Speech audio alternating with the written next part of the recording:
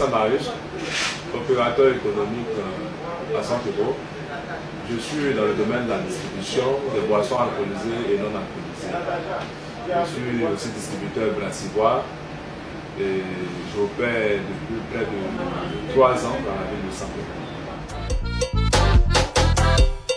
Je suis d'abord venu à Saint-Pédro en tant qu'avitailleur maritime. En tant qu'avitailleur maritime, je travaillais dans le port, sur des bateaux. Et après, j'ai décidé de m'investir un peu dans le domaine de la distribution de la boisson au niveau de la ville de Saint-Pédro. C'est comme ça que j'ai créé ma toute première cave qu'on appelle la Belle Côte, qui est située à la cité vers le commissariat, sur la côte vers le commissariat. Là-bas, j'avais cette cave-là dans laquelle je suis assis présentement. Et il y avait un espace plein air là-devant.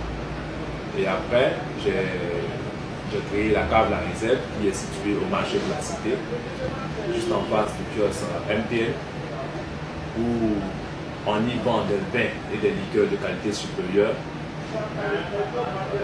Et puis, bon, les soirs, il y a des places, il y a une place assise devant pour le plein air. Et par la suite, j'ai fait la toute dernière cave qu'on appelle la Bourse des Valeurs, qui est située au lac à la rue de Mac.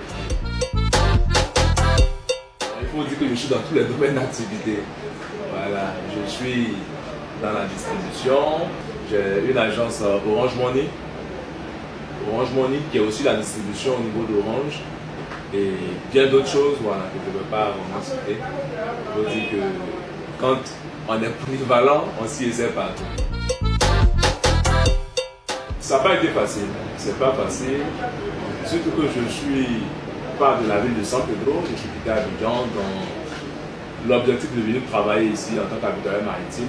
Et bon là, je me suis mis dans l'entrepreneuriat en créant d'abord ma toute première cave. C'était pas aussi évident vraiment de pouvoir réussir tout de suite parce que étant nouveau dans la ville, il y a certains paramètres que je ne maîtrisais pas. Je n'avais pas vraiment d'amitié en tant que tel. Et donc c'était vraiment difficile pour moi dans un premier temps de me faire de la clientèle. Et petit à petit, j'ai été vraiment patient. Et puis bon, j'ai aussi prié, j'ai beaucoup confié mes activités à Dieu, qui m'a permis à un certain moment de ressentir vraiment les retombées de mon investissement. C'est comme ça qu'au fur et à mesure, j'ai commencé à avoir de la clientèle. Et petit à petit, je me suis imposé par la grâce de Dieu. En ayant des marchés ici et là, à travers les bars et les maquis de la ville de Saint-Pédro, et aussi au-delà de Saint-Pédro. Et Dieu merci, je ne me plains pas aujourd'hui par la grâce de Dieu. J'ai beaucoup d'ambition et beaucoup de projets à réaliser. Mais en toute chose, il faut aller pas à pas. Il faut aller pas à pas. Dans un premier temps, j'entends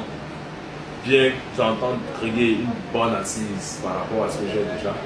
Et ensuite, investir dans d'autres choses, dans l'immobilier ou bien d'autres choses en tout cas qui pourront en tout cas, me permettre d'agrandir mon patrimoine. Je pense que l'entrepreneuriat, c'est une bonne chose.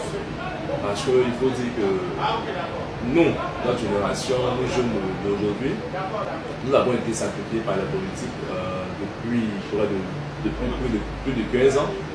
Nous n'arrivons pas vraiment à trouver un emploi comme il se doit à la fonction publique. Et donc, il est important qu'on prenne nous-mêmes les détours par l'école. Il est important qu'on se crée nous-mêmes nos entreprises. C'est vrai que ce n'est pas facile, mais il faut juste avoir le courage. Il faut aussi batailler, il faut aussi croire en Dieu, croire en ce que tu fais. Et j'exhorte toute personne qui souhaiterait vraiment s'investir dans l'entrepreneuriat à avoir vraiment le courage et beaucoup de patience sur nous. Parce que tout début est difficile. Tu vas connaître quelques difficultés, mais moi je retiens une seule chose, l'amour de ce que tu fais. Quand tu aimes ce que tu fais, Dieu te bénit forcément là-dedans. Donc, tant que tu veux réussir, tant que tu as l'amour, tant que tu t'y forces à avancer là-dedans, et quand Dieu même voit la volonté que tu as de vouloir travailler, il va forcément t'aider. Donc voici un peu ce que je peux dire concernant l'entrepreneuriat, c'est pas facile, mais rien n'est impossible. Celui qui veut aussi. Et au fur et à mesure, je pense qu'il y a des gens qui vont te décourager, qui vont dire non, mais ça, si tu fais, ça va marcher, ça, si tu fais, ça va marcher. Mais bon, en toute chose, comme on le dit, il faut mettre Dieu dedans pour que ça puisse vraiment aller. Donc voici un peu ce que je tenais à dire par rapport à l'entrepreneuriat. Le conseil que je peux donner à la jeunesse de San Pedro, sinon à la jeunesse tout entière en ce moment, c'est que le temps est venu pour nous de prendre notre destin en main. Le temps est venu pour nous de prendre notre destin en main en créant des activités nous-mêmes. Même si c'est petit, au fur et à mesure ça va grandir. Voyons grand, mais en commençant par petit. Et il faut être vraiment patient. C'est pas facile.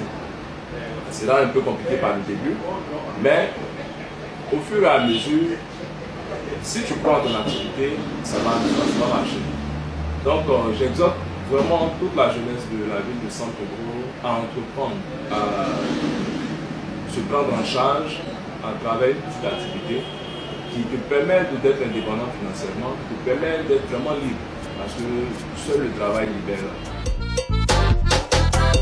C'est une très belle initiative que DKTV fait en nous donnant la parole, nous jeunes entrepreneurs d'aujourd'hui. Merci à DKTV pour cette initiative. Elle continue d'interroger encore d'autres entrepreneurs, d'interroger encore d'autres modèles, d'autres talents, parce que nous sommes beaucoup à San Pedro.